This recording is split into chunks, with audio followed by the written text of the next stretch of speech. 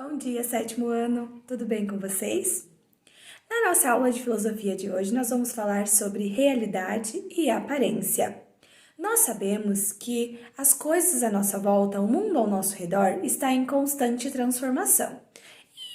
Com as pessoas, não é diferente. As pessoas elas vão sofrendo mudanças com o passar do tempo. Vão tendo mudanças físicas, mudando ali a fisionomia. E essas mudanças elas são observadas no nosso cotidiano. Aí vem o seguinte questionamento. Sendo assim, como ter certeza do que realmente nós sabemos? Será que as nossas percepções são suficientes para julgar o que sabemos sobre algo? Ou ainda, as situações do nosso cotidiano podem gerar dúvidas a respeito de como percebemos algo? Elas também podem trazer esclarecimento sobre isso? Será que nós tecemos as nossas percepções, nós temos as nossas próprias convicções a partir do que nós pré-determinamos sobre o mundo, sobre as coisas, sobre as pessoas, sobre a nossa visão? Sabendo que as coisas estão em constante transformações, é comum que pessoas tenham percepções diferentes e entendimentos diferentes sobre uma mesma coisa, sobre uma mesma pessoa, sobre o mesmo objeto, sobre algo que possa estar acontecendo no mundo, na natureza. Por exemplo, se vocês estão falando com alguém ao telefone, uma pessoa que vocês não conhecem, de acordo com o diálogo ali que você tem com aquela pessoa, você vai tecendo na sua cabeça como que essa pessoa é. Por exemplo, se você conversou com uma pessoa que é muito simpática, você deduz que ela é alegre, que é uma pessoa sorridente, cria no seu consciente uma aparência dessa pessoa. Então, só a partir da fala dela. Então, você mesmo ali cria suas convicções sobre algo que você nem está vendo. Ou ainda, quando nós vamos comprar uma roupa em uma loja e é uma roupa que você queria muito, você olha, você observa os detalhes e nós podemos julgar se ela aparenta ser nova ou usada de acordo com o estado em que ela se encontra. Mas será que a aparência de algo realmente corresponde, de fato, ao que esse objeto é?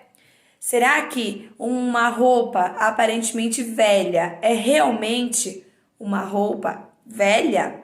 Por exemplo, ela pode ser uma roupa conservada há muito tempo, ou pode ser uma roupa feita com um tecido envelhecido.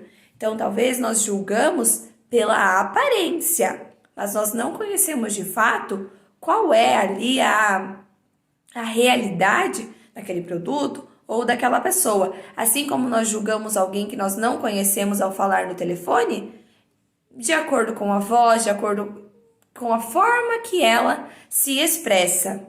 E pensando nisso, nós vamos realizar as atividades ali da página 10. Vocês acreditam que a aparência influencia o nosso pensamento e interfere em nosso conhecimento? Vocês acreditam que a aparência sobre algo, elas interferem no nosso entendimento? Ou ainda, que características compõem a aparência de algo? Por exemplo, a aparência desse marca-texto. Ele é lilás, né? São compostos por cores, por formas, por tamanho, modelo, marca.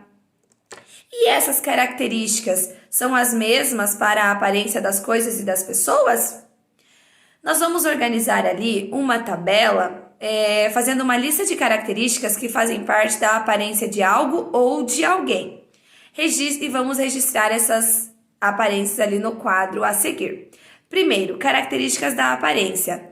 Nós podemos colocar forma, por exemplo, o formato desse marca-texto, a cor, como a tia já citou, o tamanho, a textura, o som, no caso esse objeto não é um objeto sonoro, mas se nós estivéssemos analisando algum objeto em específico, poderia ser um objeto sonoro.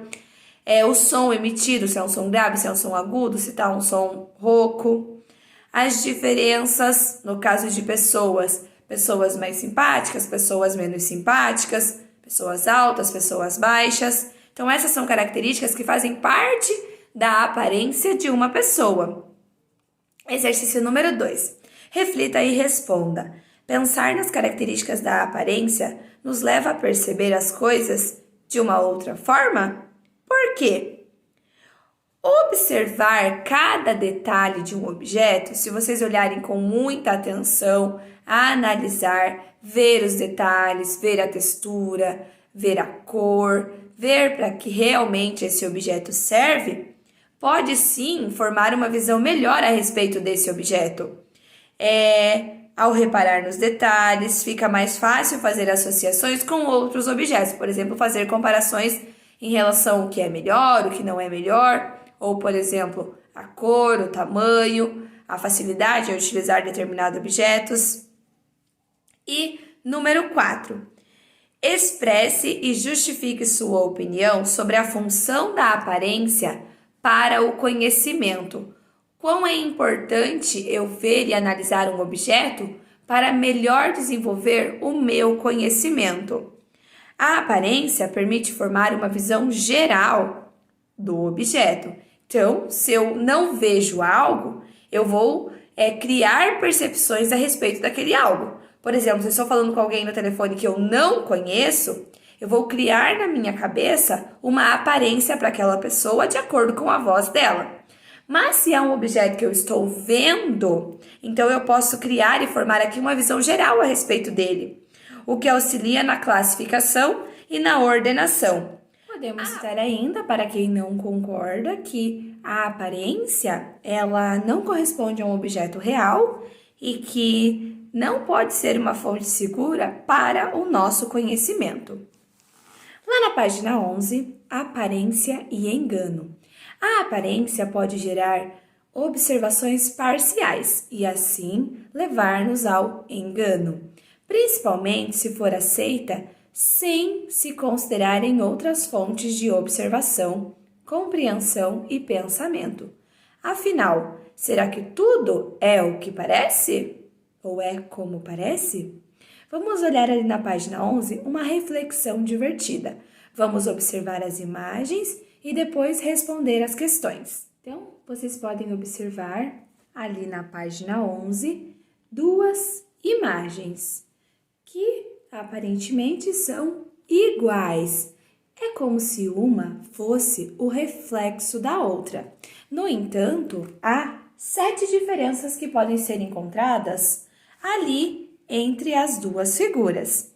Então, a atividade de vocês é encontrar essas diferenças e circular. Depois, anote o que essa atividade fez você pensar. Será que tudo é o que realmente aparenta ser? Será que tudo é o que parece? Então, claro que ao olhar ali pareciam ser exatamente as mesmas coisas, mas se vocês observarem uma diferença muito gritante ali, é a da cartola. Por quê? Porque nós podemos ver perfeitamente que não é apenas um reflexo.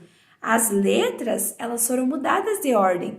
Abaixo estava o 10/6 e na outra imagem esse 10/6 ficou na parte de cima.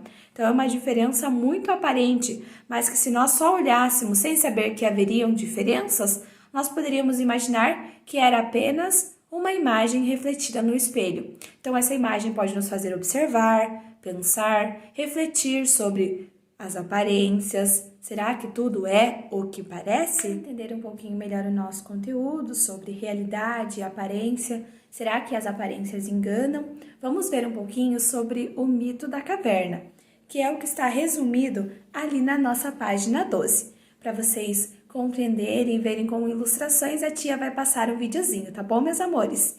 Então, depois, vocês vão fazer ali a reflexão divertida da página 13, destacando a caverna lá do material de apoio. Não precisam responder ali, quem está em casa ainda, aquelas questões da hora de filosofar, porque essa terá que ser conversada com todos os colegas para então ser respondida, ok? Então assistam o videozinho e um grande beijo e até a próxima aula. Tchau, tchau!